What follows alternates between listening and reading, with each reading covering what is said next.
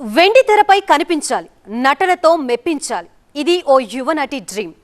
ఆశల పల్లకిలో ఊరేగుతున్న ఆమెని అవకాశాల పేరుతో ట్రాప్ చేశాడు ఒకడు. ఒక్క ఛాన్స్ గ్యారెంటీ, మరి నాకేంటని మెలికి పెట్టాడు. అంతటితో ఆగలేదు, అసభ్యంగా ప్రవర్తిస్తూ వెర్రి వేషాలేశాడు.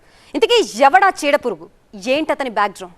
టాలెంట్ ఉంటే ఆఫర్లు వాటికవే నడుచుకుంటూ వచ్చేస్తాయా అన్నది పక్కన పెడితే, ఇతను మాత్రం కలుపుకోలుగా ఉంటేనే నెట్టుకు రాగలరు అని వాదించే టైప్ కాదు కాదు, ఒత్తిడి చేసే టైప్ అంటూ కంప్లైంట్ చేసింది ఓ యువ నటి. ఇతని పేరు ప్రసాద్, కాస్టింగ్ ఆర్టిస్ట్. సినిమాల్లో అవకాశాల కోసం ప్రయత్నిస్తున్న ఓ యువ నటికి పరిచయమయ్యాడు.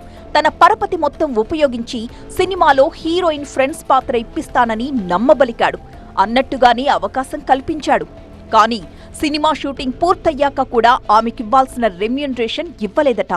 డబ్బుల విషయంలో ఆలస్యం జరిగినా పెద్ద అవకాశాలిప్పిస్తాడు కదా అని సదరు నటి మౌనంగానే ఉండిపోయింది. ఓ రోజు ఒక ప్రొడ్యూసర్ కార్యాలయానికి రావాలి అనగానే పరుగు పరుగున వెళ్ళింది. అక్కడ ప్రసాద్ అసభ్యంగా మాట్లాడుతూ లైంగికంగా వేధించడం చూసి నివ్వెరపోయింది.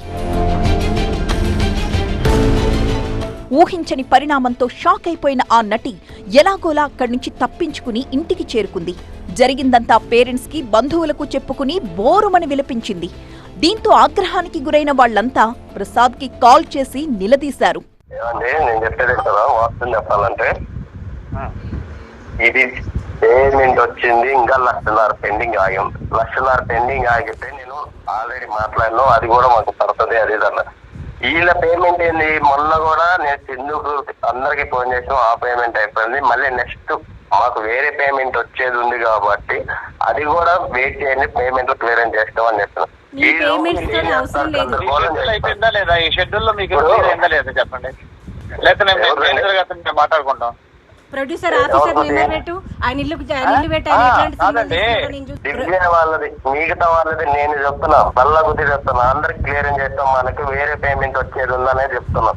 మీరు ఇట్లా కాన్ఫరెన్స్ కాల్ పెట్టి ఏదేదో చేసినా నేను ఒకటి చెప్తున్నా, గట్టిగా కూర్చున్నా, ఎస్ఆర్ నగర్ పిఎస్కి వచ్చి దివ్య వాళ్ళది వాళ్ళ సెటిల్మెంట్ చేయండి. మొత్తం ఎవ్వరు దీన్ని డీల్ చేయడానికి కుదరదు, మాకు ఇష్టం ఉంది ఒకటి, మీరు కానీ ఎవరు కానీ డీల్ చేయలేరు. మరోవైపు నటి చేసిన ఆరోపణల్ని కాస్టింగ్ ఏజెంట్ ప్రసాద్ కొట్టిపడేశాడు. అసలేం జరిగిందో టీవీ9 కి వివరించే ప్రయత్నం చేశాడు. నన్ను ఏదో బ్లేమ్ చేసి నన్ను ఏదో ఇది చేద్దాం అన్నట్టుగా అంతమంది ఆర్టిస్టులు ఉన్నారండి. అంతమందికి పేమెంట్ అయినప్పుడు ఎందుకు అవుతుంది?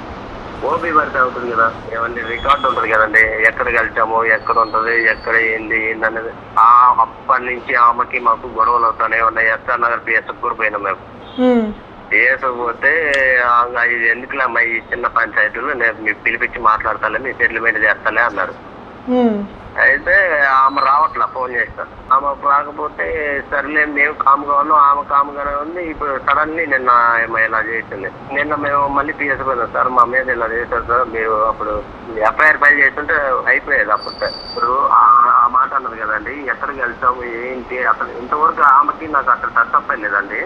ఇంకోటి ఏంటంటే రికార్డు ఉంటుంది కదా, ఏ రోజు ఏ టైము ఎక్కడ మనం ఉన్నామో ఏంటనేది మొత్తం తీస్తారు కదా, అది నేను రెడీ, నేను చేద్దాం మేడం.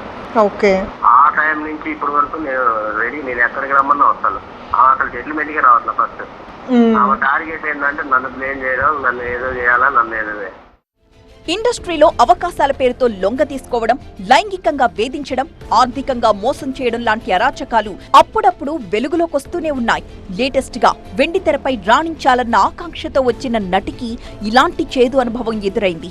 తను చేసిన సినిమాకి డబ్బులడిగినందుకు కారులోనే అసభ్యంగా ప్రవర్తించడమే కాకుండా చంపేస్తానంటూ ప్రసాద్ బెదిరింపులకు దిగడంపై బాధిత కుటుంబం ఆందోళన వ్యక్తం చేస్తోంది.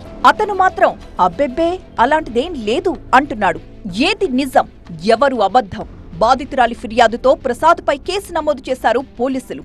ఘటన జరిగిన ప్రదేశం, అక్కడున్న సీసీ కెమెరా దృశ్యాలు, కాల్ డేటాపై ఆరా తీస్తున్నారిప్పుడు.